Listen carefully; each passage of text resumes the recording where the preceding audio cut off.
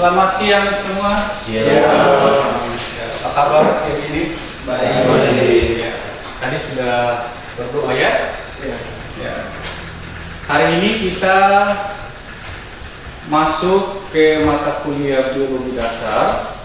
Ini sudah pertemuan yang kedua ya, setelah kita perkenalan kemarin tentang mata kuliah biologi dan pengantar biologi.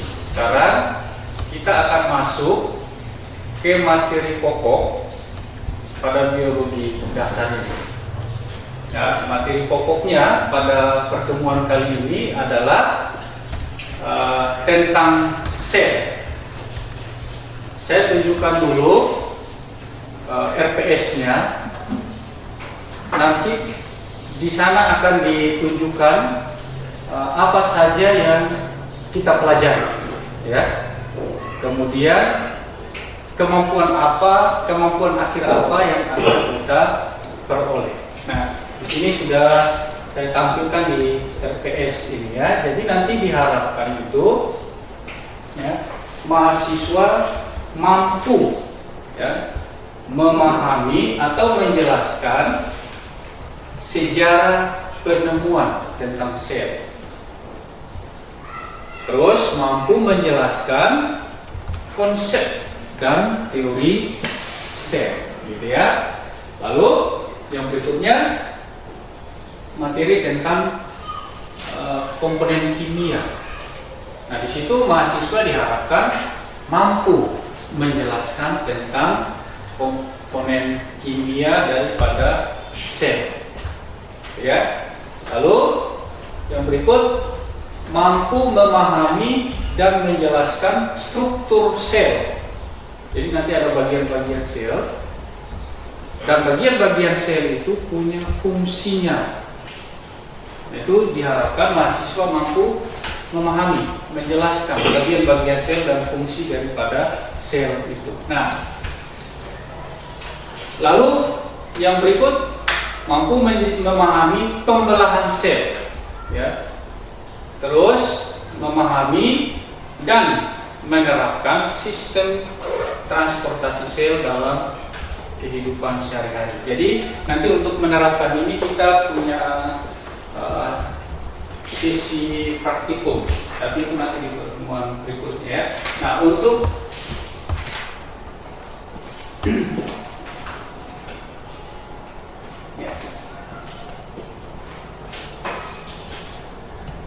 untuk materi khusus sel ini, saya sudah membagi beberapa pertemuan. Jadi kita kurang lebih 3 kali pertemuan nanti ya, karena materi ini cukup kompleks. Jadi pertemuan pertama, bukan pertemuan pertama ya, pertemuan yang sekarang itu kita pelajari sampai di 3 kompetensi ini ya. Nanti pertemuan berikutnya pembelahan sel dan pertemuan berikutnya lagi mengenai transportasi sel. Ya, jadi kurang lebih materi tentang sel ini 3 kali pertemuan. Ya. Jadi kita lihat di sebelahnya itu ada penugasan ya. Tugasnya itu nanti membuat suatu ringkasan tentang organel-organel sel serta fungsinya. Lalu yang kedua, membuat makalah pembelahan sel secara meiosis. Itu tugasnya nanti ya. Oke. Sekarang kita masuk ke materi pembelajaran untuk pertemuan kali ini.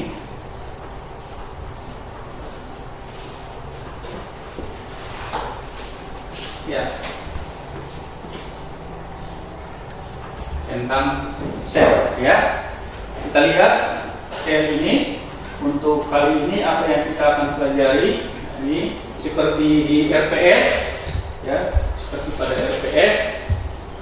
Ini saya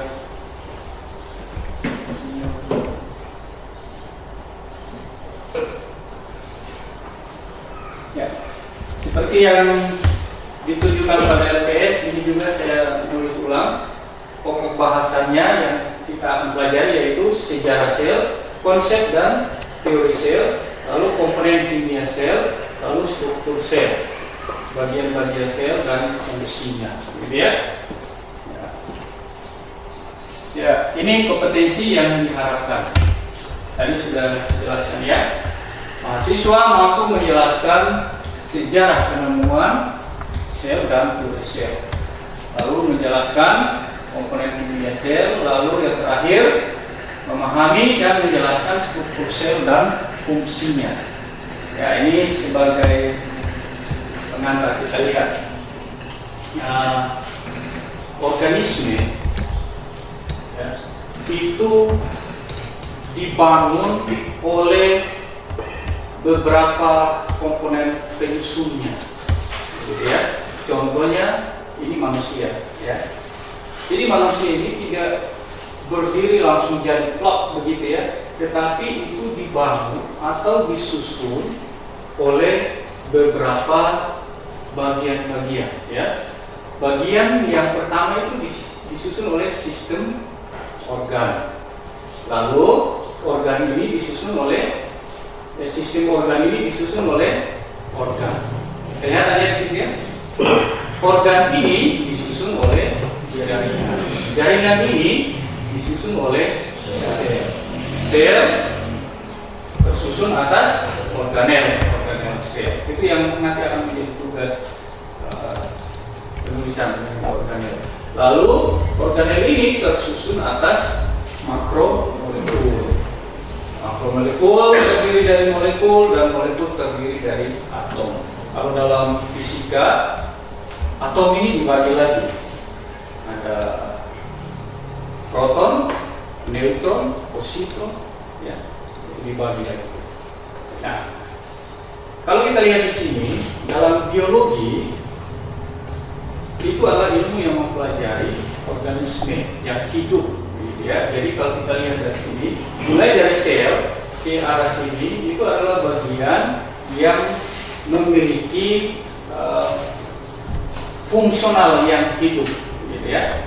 Sementara yang di arah sana itu bagian yang tidak hidup. Tetapi itu adalah bagian penting dalam membangun suatu organisme.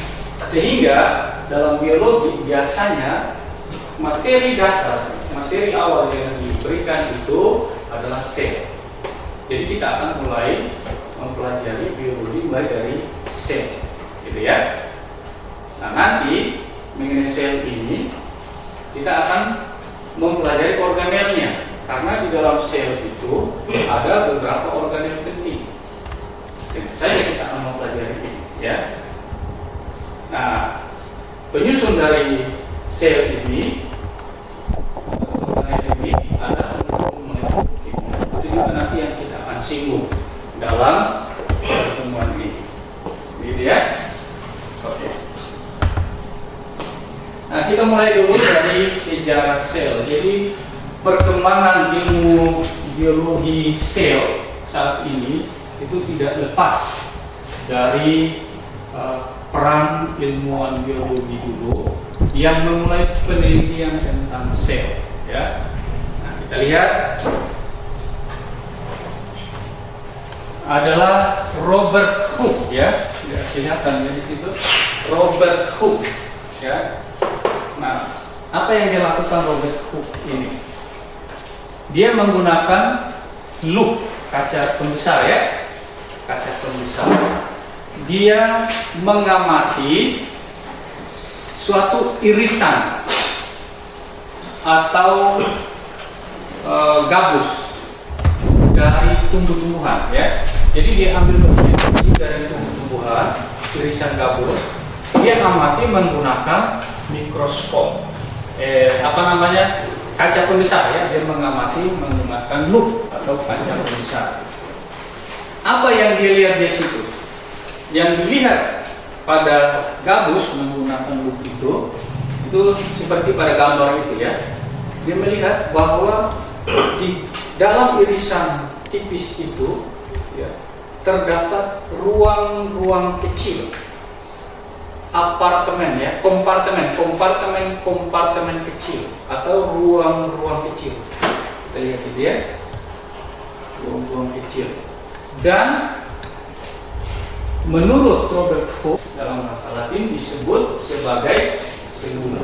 Jadi kita lihat ruang-ruang kosong ini, ruang-ruang kecil, ya, oleh Robert Hooke disebut sebagai selula. Ya. Nah, kata selula inilah yang nantinya menjadi asal usul sebutan sel. Asal mula kata sel itu dari bahasa Latin selula ini, ya. Oke. Lalu yang berikutnya ada Anthony van Leeuwenhoek. Ya. Dia punya mikroskop buatannya sendiri. Perbesarannya itu lebih besar dari 100 kali. Berarti cukup bagus itu ya. Perbesarannya lebih dari 100 kali. Nah, objek yang diamati apa? Macam-macam ya. Ada alga, ada bakteri, ada protista, ada spermatozoa. Nah, rupanya itu adalah organisme yang uniseluler, satu sel. Jadi dia pertama kali mengamati organisme uniseluler, ya, Anthony van Leeuwenhoek ini. Nah, apa yang dia peroleh oleh Anthony ini? Dia melihat, ya, bahwa sel itu, ya, memiliki bentuk dan morfologi yang jelas, ya. Pendapatnya yang berikut adalah bahwa sel yang sudah memiliki bentuk itu dan memiliki morfologi itu, ya, adalah sel yang merupakan satuan kehidupan, gitu ya. Jadi menurut Van Leeuwenhoek ini, jadi bagian kecil yang sudah ada bentuk itu, yang nampak bentuknya dengan morfologinya, itu adalah bagian dari organisme yang memiliki satuan kehidupan. Artinya sel ini adalah sel hidup, gitu ya. Nah, yang berikut Robert Brown. Kita lihat Robert Brown. Ya. Dia menggunakan lensa rancangannya sendiri. Lalu objeknya apa? Sel telur yang diamati dari jaringan anggrek. Jadi dia menggunakan lensa rancangannya yang lebih fokus, ya, yang lebih fokus. Dia mengambil sampel sel telur dari jaringan anggrek. Apa yang ditemukan oleh Robert Brown ini? Dia ditemukan bahwa di tengah-tengah sel itu terdapat titik buram, ya. Dan titik buram ini oleh Robert Brown disebutnya sebagai inti sel, ya, sebagai inti sel. Yang berikut, nah, ini Matthias Leiden dan Theodor Schwann, ya, Matthias Leiden dan Schwann, ya. Nah, mereka dua merumuskan tentang teori sel. Rumusan yang pertama, semua makhluk hidup, tumbuhan dan hewan, ya, waktu itu manusia digolongkan dalam hewan, gitu ya. Jadi semua makhluk hidup terdiri dari sel yang merupakan unit terkecilnya. Terus rumusan yang kedua, setiap sel dapat berfungsi secara independen.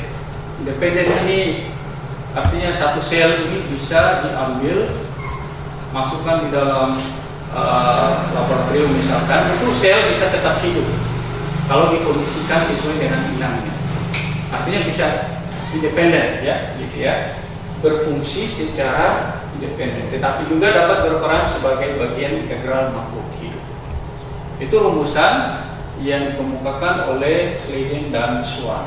Lalu ditambahkan oleh Rudolf Virchow, ya, dia melengkapi teori tentang sel itu, yaitu semua sel berasal dari sel sebelumnya. Artinya sel yang sudah ada itu berasal dari sel sebelumnya. Ya, itu tentang sejarah sel. Ada pertanyaan? Bisa dimengerti ya, secara singkat saja. Sebenarnya kalau mau lengkap itu sangat banyak mengenai teori tentang sel. Nah, ketika ada gambaran bahwa penemuan sel itu dimulai dari pengamatan-pengamatan yang dilakukan oleh ilmuwan terdahulu sampai kepada rumusan mengenai sel. Ya, nanti secara lengkap akan diberikan teori kesimpulan umumnya ya mengenai teori sel ini. Ya, itu tentang sejarah sel. Kita masuk sekarang ke konsep dan teori sel. Jadi kalau kita sudah mengetahui sejarah sel, berarti kita juga harus mengetahui apa itu sel. Gitu ya. Kalau kita lihat dari bahasanya, bahasa Yunani itu disebut kitos, ya artinya sel ya. Lalu dalam bahasa Latin, sel itu adalah selula atau sela, ya, yang artinya ruang kecil. Ya, itu dari bahasa Yunani dan bahasa Latinnya. Secara definisinya, kita lihat di atas, sel itu adalah apa? Unit kehidupan terkecil hewan dan tumbuhan, gitu ya. Atau sederhananya, sel itu adalah bagian yang paling kecil dari makhluk hidup yang bisa berdiri sendiri. Jadi lihat gambar yang pertama tadi ya, bahwa manusia itu tersusun atas beberapa di antaranya adalah sel. Dan sel ini adalah unit terkecil penyusun dari organisme. Ya. Lalu sel ini dari beberapa penemuan ternyata itu terbagi atas beberapa bagian. Ada bagian luar, ya, membran, lalu ada bagian dalam yaitu sitoplasma. Bisa ya? Jadi definisi sel sudah bisa dipahami bahwa sel itu adalah unit terkecil penyusun dari organisme. Bisa ya? Nah, kenapa dibilang sebagai unit kehidupan, unit terkecil yang hidup? Ya, kenapa kita sebut unit kehidupan? Karena yang pertama, sel ini bisa menghasilkan energi dari lingkungannya, mengekstraksi energi ya. Jadi kalau kita bisa bergerak, bisa beraktivitas setiap hari, itu sesungguhnya energi yang kita gunakan itu adalah produk dari sel, gitu ya. Jadi kenapa sel ini dikatakan hidup? Karena dia bisa mengekstraksi energi dari lingkungannya. Yang berikut, bisa peka terhadap perangsangan. Yang berikut, bisa tumbuh dan berkembang biak. Ya, jadi kita kelak punya anak, punya cucu, cici dan seterusnya itu karena adanya peristiwa pertumbuhan dan perkembangbiakan daripada sel itu sendiri. Itu sebabnya kenapa dibilang sel itu adalah unit terkecil yang hidup. Gitu ya. Oke. Nah, ini karakteristik sifat dasar dari sel. Jadi sel itu terorganisir ya, bersusun secara rapi, terstruktur, terorganisir gitu ya, walaupun kecil. Lalu mengambil bahan baku dari lingkungannya untuk bisa memperbanyak diri. Ya. Lalu yang berikut, menampilkan fenotip bervariasi pada tiap individu meskipun mempunyai sistem fundamental yang sama. Itu nanti mengenai pewarisan sifat. Itu juga sel yang berperan di sana, ya. Jadi kita punya anak nanti mirip ibunya kah, mirip bapaknya kah, atau mirip neneknya, itu semua pewarisan sifat. Yang berperan penting di situ adalah sel, ya. Kemudian sel ini punya fungsi yang tidak berubah walaupun ada peristiwa evolusi, gitu ya. Nah, fungsi yang tidak berubah itu, yang pertama dia sebagai tempatnya pewarisan sifat, tempatnya DNA di dalamnya, tempat genetika.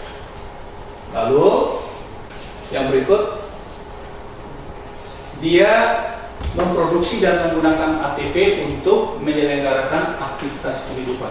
Jadi sel ini yang fungsi yang tidak akan berubah itu adalah sebagai tempat DNA untuk pewarisan sifat nanti.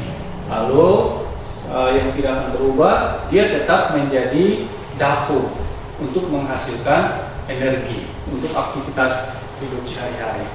Nah, kita lihat ini fungsi umum dari sel, ya. Nah, ini sel hewan, kita lihat bagian luar membran, lalu bagian dalam ini adalah sitoplasma.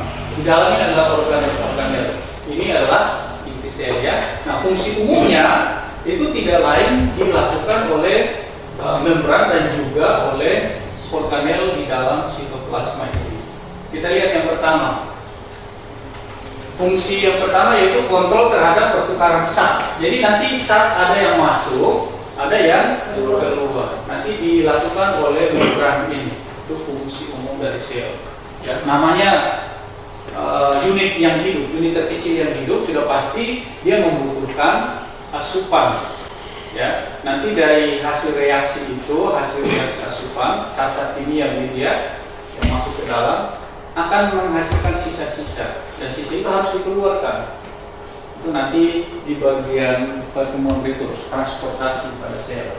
Nah, itu kontrol terhadap pertukaran zat. Yang kedua, membuang zat sisa dan CO2. Jadi CO2 yang berlebihan di sini harus dikeluarkan. Kalau tidak, akan menjadi racun dan sel ini bisa mati. Ya. Lalu yang berikut, melakukan berbagai reaksi kimia. Ya, tentu saja kalau sel ini menghasilkan energi, pasti dia membutuhkan zat kimia yang lainnya, ya, yaitu oksigen dan zat gizi, gitu ya, untuk menghasilkan energi. Lalu yang berikut, dia responsif akan perubahan lingkungan di sekitar. Artinya dia memiliki rangsangan terhadap dia memiliki respon terhadap rangsangan lingkungan. Lalu yang terakhir, bereproduksi, gitu ya.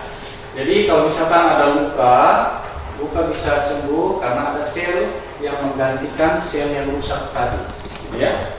Yang berikut, ada sel uniseluler dan ada sel multiseluler. Uniseluler itu artinya organisme yang hanya memiliki satu sel. Jadi dalam tubuhnya itu cuma satu sel saja, ya. Lalu multiseluler itu organisme yang memiliki banyak sel. Kalau manusia itu kurang lebih 100 miliar sel, banyak sekali, ya, dalam tubuhnya. Lalu di sini berdasarkan tingkat evolusinya, sel dibagi menjadi dua, prokariota dan eukariota. Nah, kita lihat perbedaannya masing-masing. Nah, ini sel prokariota. Kita lihat, ini adalah sel prokariota bersel satu ini, ya, bersel satu. Jadi kenapa dibilang sel prokariota? Kita lihat ciri-cirinya. Sel ini tanpa pembungkus inti.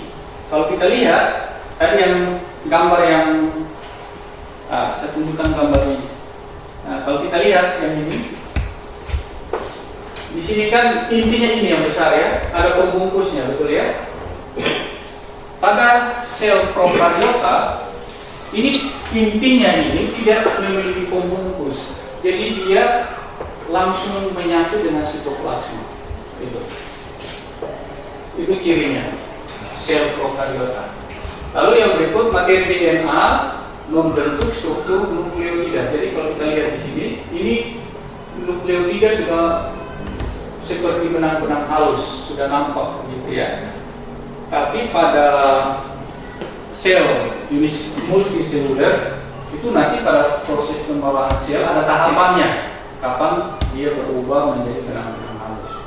Tapi kalau pada sel prokariota dia langsung membentuk nukleotida. Ya.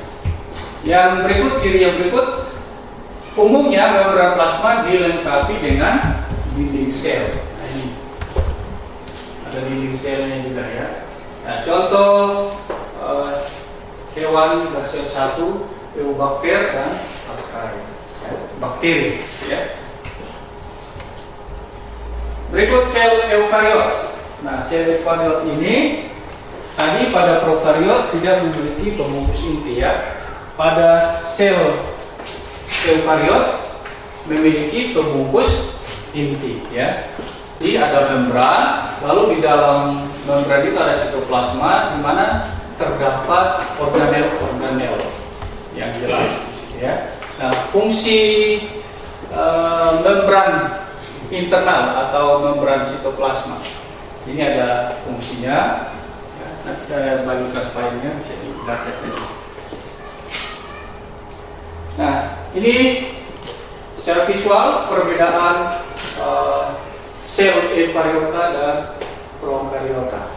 Ya, kita lihat nukleusnya langsung menyatu dengan sitoplasma. Tapi kalau di sini nukleusnya masih ada selubungnya, gitu ya. Ini perbedaannya sel prokariot lebih lengkap ya. Bisa dibaca. Sel tumbuhan dengan sel hewan, kita lihat perbedaannya. Pada sel tumbuhan itu ada dinding sel ya. Pada sel hewan langsung dengan membran sel ya. Ada organel yang dimiliki oleh sel hewan tetapi tidak dimiliki oleh sel tumbuhan, itu sebaliknya. Jadi kalau kita lihat ini, strukturnya sel tumbuhan itu lebih kaku ya, lebih kuat, lebih keras daripada sel hewan. Karena kenapa? Karena pada sel tumbuhan ada tambahan lapisan di luarnya, yaitu dinding sel. Kalau pada sel hewan tidak ada dinding sel. Nah, ini kita masuk ke kesimpulan mengenai teori sel ya. Setelah kita membahas tentang sel, akhirnya kita punya 3 konsep teori tentang sel, yaitu yang pertama apa? Semua organisme tersusun atas satu atau lebih sel, itu pasti. Kalau satu sel itu namanya uniseluler ya. Kalau lebih dari satu sel itu namanya multiseluler. Oke, yang kedua, sel adalah unit terkecil yang memiliki semua persyaratan hidup. Sudah pasti ya. Kenapa dikatakan unit terkecil yang hidup? Tadi sudah dibahas. Oke. Yang berikut, keberlangsungan kehidupan secara langsung berasal dari pertumbuhan dan pengulangan sel. Artinya apa ya? Kalau misalkan apa namanya, boom cendrawasih sudah hilang, berarti tidak ada lagi sel-sel cendrawasih yang menghasilkan cendrawasih baru, akan punah, begitu ya. Begitu juga pada manusia. Jadi keberlangsungan hidup itu secara langsung berasal dari pertumbuhan dan pengulangan sel. Pasti. Ya. Nah, perkembangan ini tambahan saja, perkembangan mengenai sel itu didukung karena adanya mikroskop ya. Jadi mikroskop itu alat yang digunakan untuk melihat benda-benda yang sangat kecil, benda mikro ya, benda mikro. Jadi mikroskop ini, adanya mikroskop, maka telaah mengenai perkembangan sel itu terjadi. Jadi kalau tidak ada mikroskop, susah kita melihat barang-barang kecil ya, seperti sel. Nah, itu dibagi atas dua mikroskop cahaya. Perbesarannya itu 1000 kali. Artinya objek harus lebih besar dari 0,2 nanometer. Nanometer itu, nano itu kalau ingat di fisika ya, nano itu 10 pangkat min 9. Jadi objek yang diamati oleh mikroskop cahaya harus lebih besar daripada 0,2 kali 1 per 1 miliar ya, 1 miliar meter. Itu kecil. Yang lebih perbesaran lebih besar lagi yaitu mikroskop elektron. Itu perbesarannya 100.000 kali. Berarti objek sangat kecil sekali mampu dilihat oleh mikroskop elektron ini. Nah, perkembangan telaah tentang sel karena mikroskop ini diikuti oleh perkembangan teknik laboratorium. Ya, contoh perkembangan yang pertama ada yang dikenal dengan kultur sel dan jaringan. Kultur sel itu artinya apa? Jadi kalau sekarang orang mau meneliti tentang sel atau mungkin tentang penyakit ya, orang tidak perlu membunuh organisme lagi, tetapi ambil bagian kecil dari sel itu lalu dibawa di dalam laboratorium. Lingkungannya disesuaikan, dikondisikan persis sama dengan lingkungan pada inangnya, sehingga sel ini tetap hidup. Ya, itu kultur jaringan. Penggunaan radioaktif ini banyak digunakan dalam bidang kesehatan, misalnya terapi tumor, membunuh sel-sel tumor, gitu ya. Bisa untuk apa? Terapi kanker, gitu ya. Dan masih banyak penggunaan radioaktif ini. Fraksinasi ultrasentrifugasi ini artinya pemecahan sel ya, pemecahan sel menjadi bagian-bagiannya ya, pewarnaan. Jadi untuk bisa membedakan bagian-bagian sel ya, pewarnaan atau histokimia. Dan berikutnya biologi molekuler ya, itu tambahan ya. Itu mengenai konsep dan teori sel. Ada pertanyaan? Konsep dan teori sel sudah jelas semua ya. Oke. Jadi kompetensi yang kedua kita sudah selesaikan. Yang berikut itu komponen kimia sel. Jadi sel itu rupanya disusun atas beberapa komponen kimia yang kita sebut sebagai molekul kimia, gitu ya. Jadi molekul kimia itu, ya, itu dibagi atas dua lagi. Ya, contohnya molekul kimia yang merupakan penyusun sel itu, contohnya karbohidrat, protein, lemak, asam nukleat, air, vitamin dan mineral. Nah, ini dibagi lagi menjadi dua. Ada yang organik, ada yang anorganik. Kenapa dibilang organik? Karena berasal dari organisme, gitu ya. Penyusun utamanya karbon dan hidrogen. Sementara anorganik itu penyusun material atau benda tak hidup, ya. Nah, kita lihat di sini komponen kimiawi. Sel memiliki beberapa komponen kimiawi, yaitu air. Air fungsinya apa? Proses metabolisme di dalam sel, ya. Lalu karbohidrat sebagai sumber energi. Terus lemak sebagai apa? Sumber energi cadangan, gitu ya. Lalu protein. Nah, ini protein. Dia sebagai pertahanan tubuh, antibodi. Bisa juga berfungsi sebagai pembentuk tubuh atau struktural tubuh, ya, kolagen kulit. bisa juga dia sebagai penyimpan makanan. Ya. Lalu yang berikut asam nukleat. Nah, ini fungsinya adalah mengatur sintesis protein. Ya. Asam ribonukleat membawa kode genetik. Ya. Jadi asam nukleat ini kaitannya dengan DNA. Ya, ini kurang lebih komposisi unsur kimia yang terdapat pada tubuh manusia. Oksigen, kita lihat oksigen itu presentasinya 65,sekian% ya. Karbon 18, sekian, nitrogen 9,5% dan seterusnya.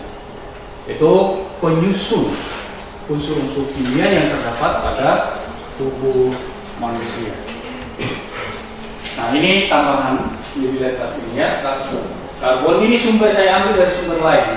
Tadi karbonnya 65% ya, kalau di sini 50%. Jadi kurang lebihnya antara itu. Nitrogen 10, oksigen 20 sampai ke sini. Yang paling kecil adalah iodium 0,0005.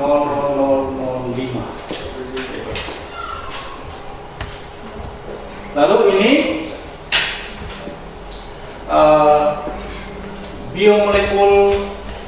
biomolekul kompleks ya, yang paling utama yang ada dalam tubuh itu adalah DNA, RNA, protein, polisakarida dan lipid. Ya, lebih rincinya ini. Ya, itu biomolekul kompleks yang besar ya. Yang ada dalam tubuh itu seperti DNA, RNA, protein dan lain-lain ya.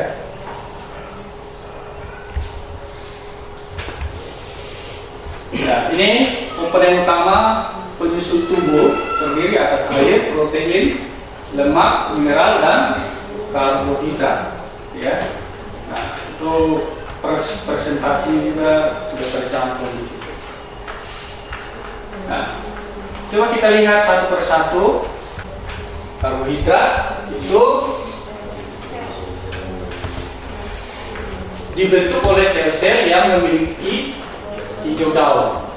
Jadi karbohidrat itu kita bisa peroleh dari tumbuh-tumbuhan ya. Makan ubi-ubian itu sumber karbohidrat. Itu dihasilkan oleh tumbuh-tumbuhan yang memiliki klorofil. Ya.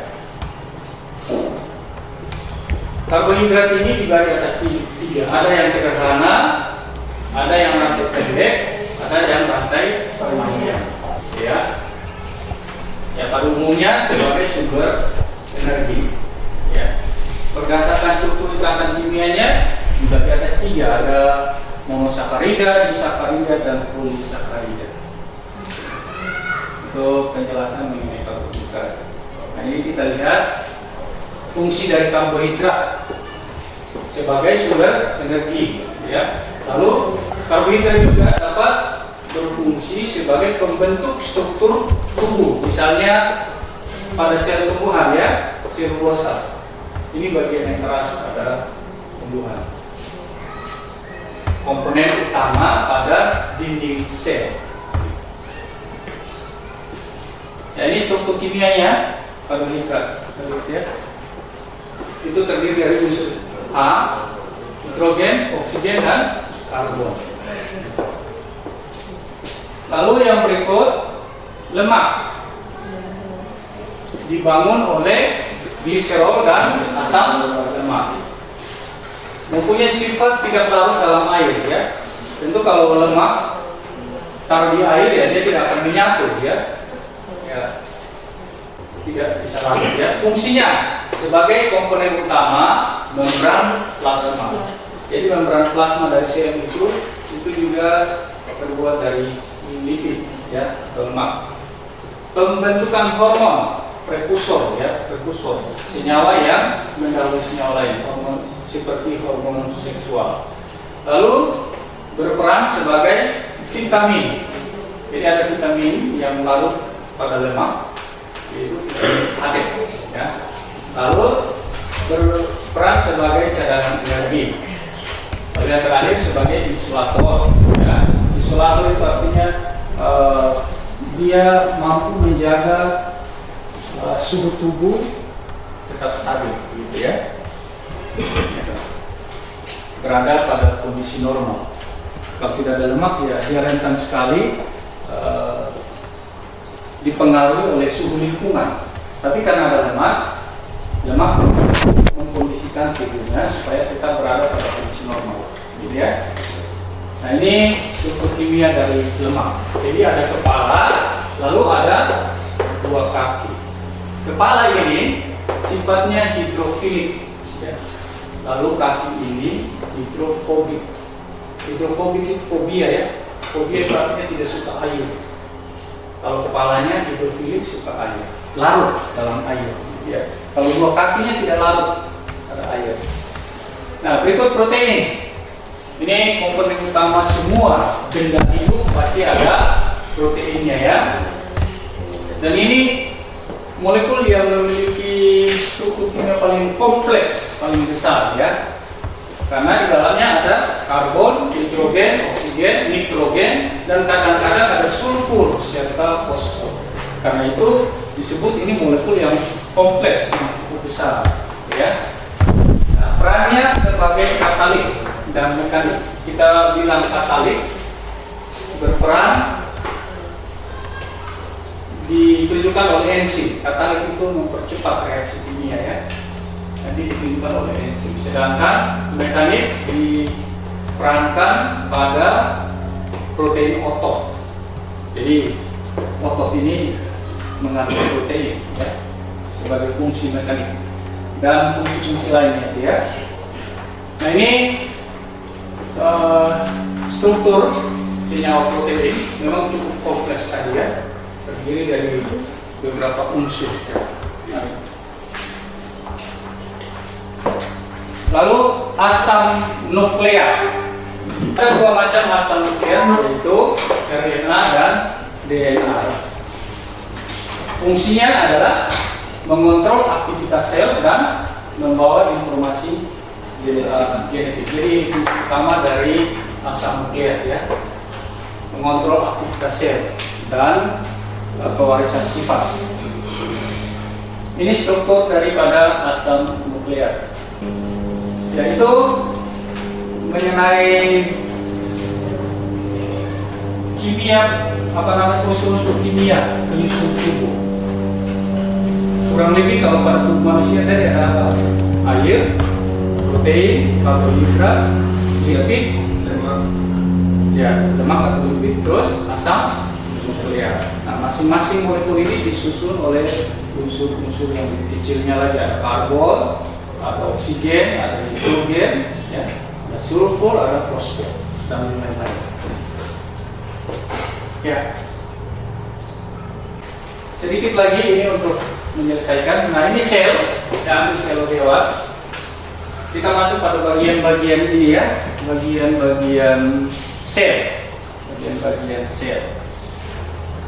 Secara umum dibagi atas 3 bagian sel. Yang paling luar kita sebut membran sel.